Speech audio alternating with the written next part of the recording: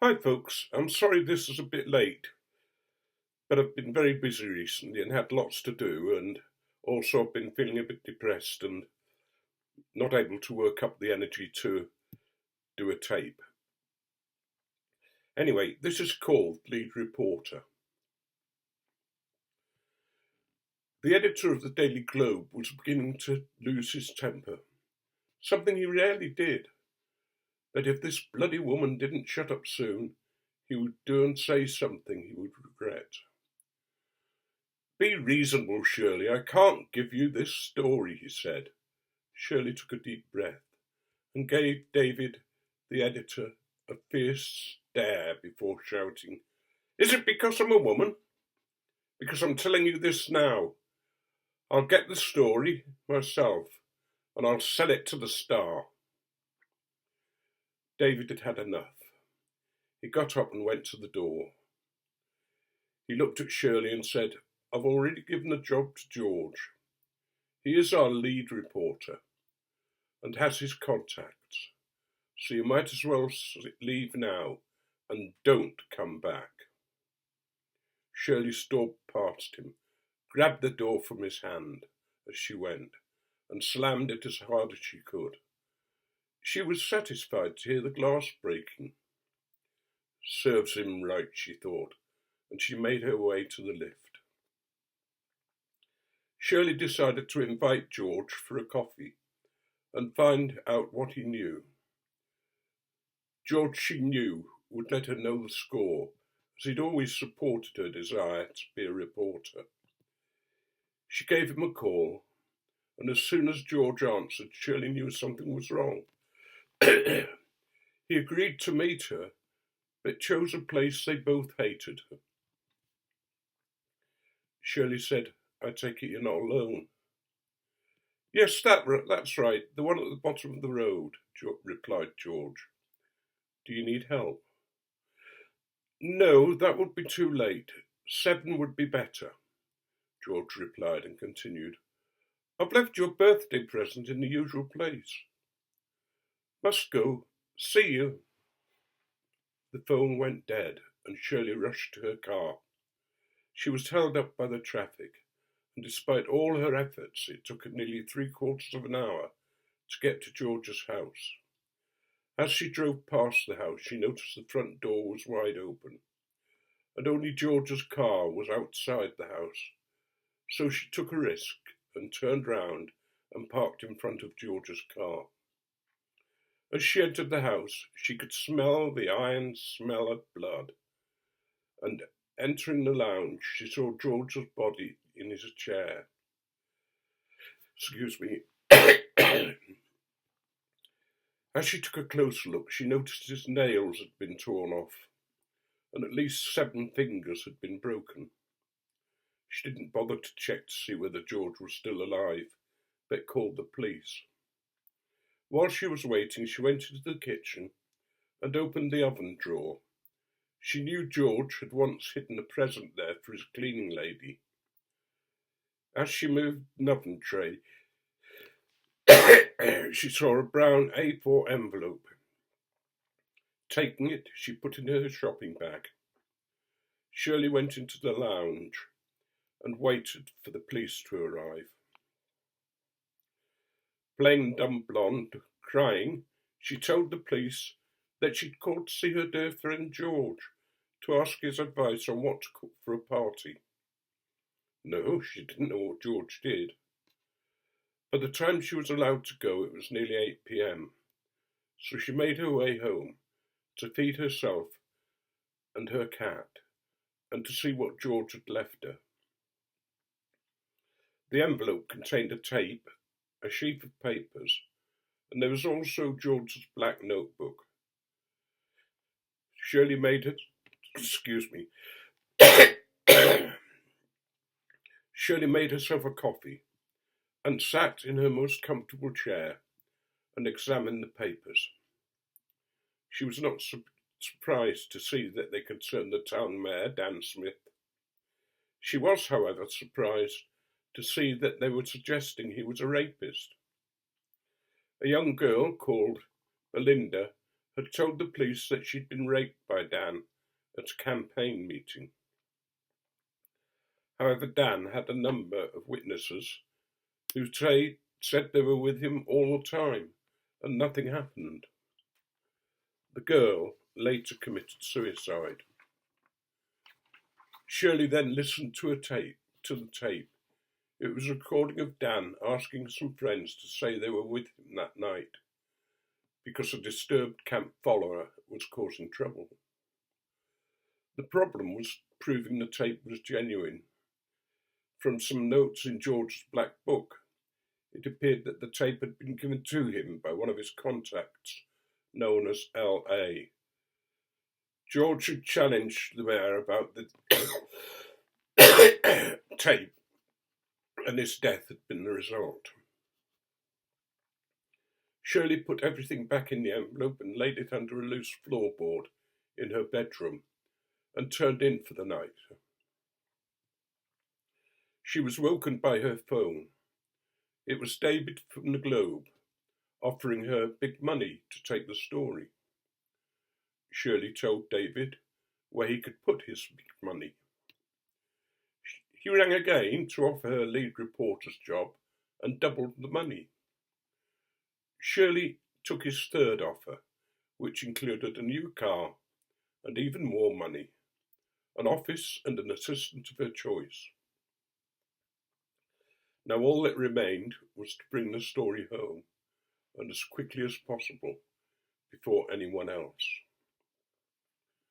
She rang Ralph, a friend who worked as a freelance bodyguard, and offered him a job of looking after her. Ralph had a great advantage over other bodyguards.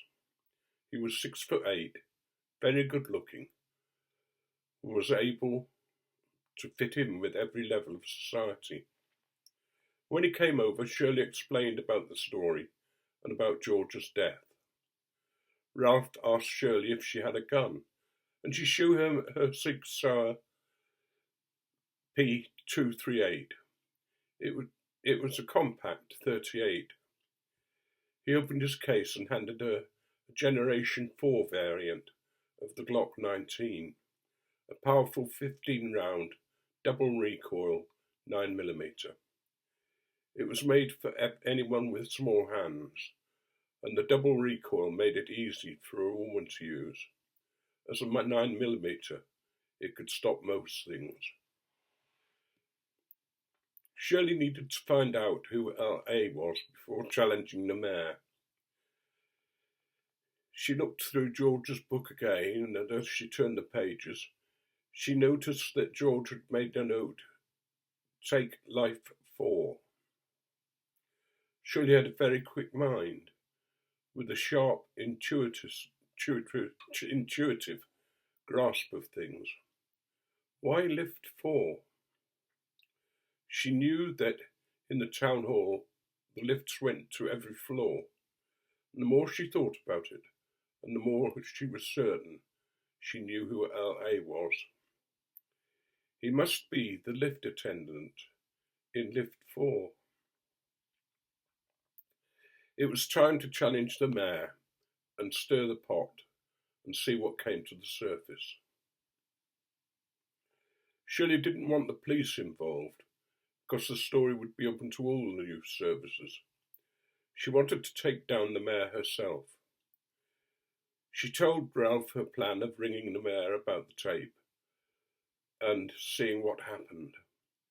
They were both sure that Dan would send round the boys to deal with Shirley in the same way they dealt with George. Shirley hoped they would make the mistake of dealing with a poor, weak woman. They'd be in for a surprise. Shirley rang Dan and explained George had left an envelope with her that seemed to contain a tape and papers suggesting he'd raped a young girl. She wanted to hear his side of the story before going into print. The mayor sounded shocked, but kept his cool and told her he was sure that when she heard the truth, she would realise the story was made up. He went on to tell her that he'd be right round. Ralph was sure he would not expose himself, but sent the people who dealt with George. They decided he should stay in the bedroom that opened onto the living room.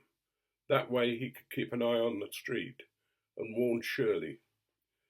He suggested that she left the door on the latch so that she could stay in the living room.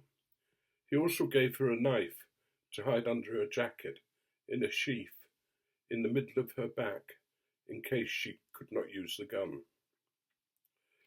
Shirley sat on her desk, facing the door. She placed the gun on her lap, half under the buff envelope. Ralph went to the bedroom and left the door ajar. After 10 minutes, Ralph whispered through the door, "There are 3 of them. They've all got guns in hand." Shirley heard the door open and footsteps in the hall. As the door opened, she called out, "Who's there?" The room door burst open, and 3 men rushed in. Excuse me.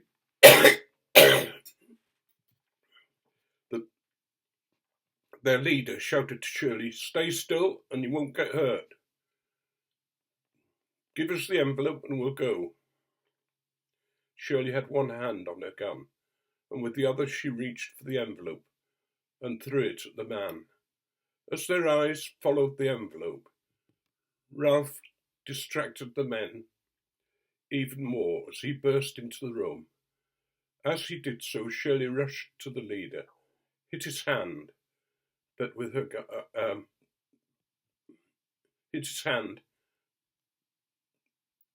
he dropped his gun.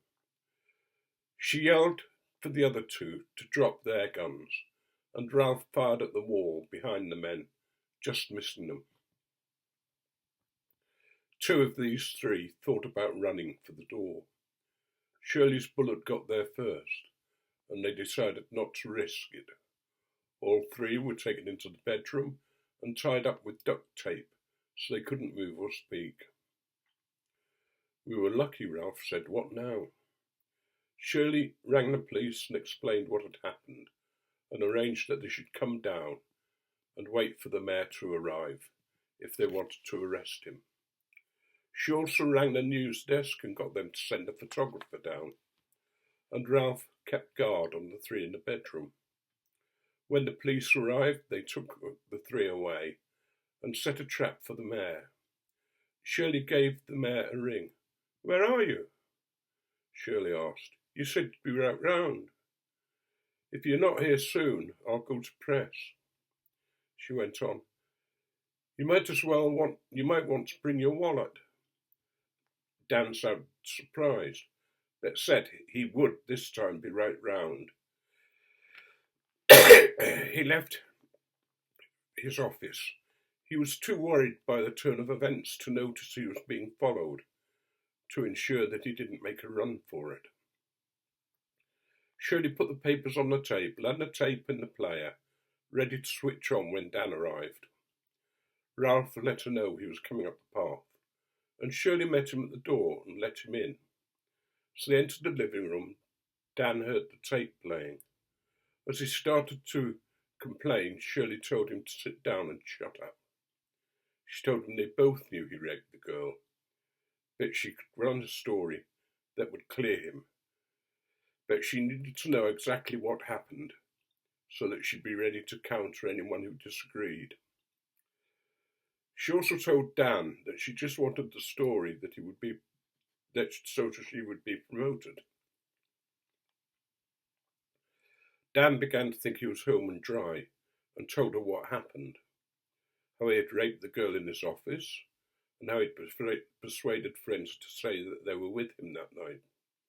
Shirley asked him about George, and he told her his men had done it and that he was not involved. Shirley asked if they were the 3 he sent after her, and Dan suddenly realised that things were not as they seemed. He got up, intending to run for the door, only to be faced with Shirley holding a gun and looking if she wanted a chance to use it. The bedroom opened, and the police made their arrest, whilst the photographer got his photo and Shirley got her story. Ralph stood at the side, wondering what the future held for them, and what Shirley was doing this evening.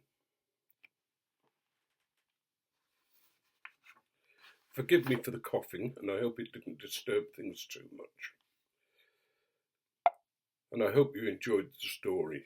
If you did, tell your friends.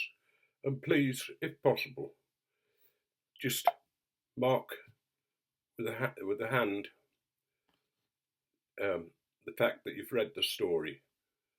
It really does count to know that people have read and enjoyed what I've written.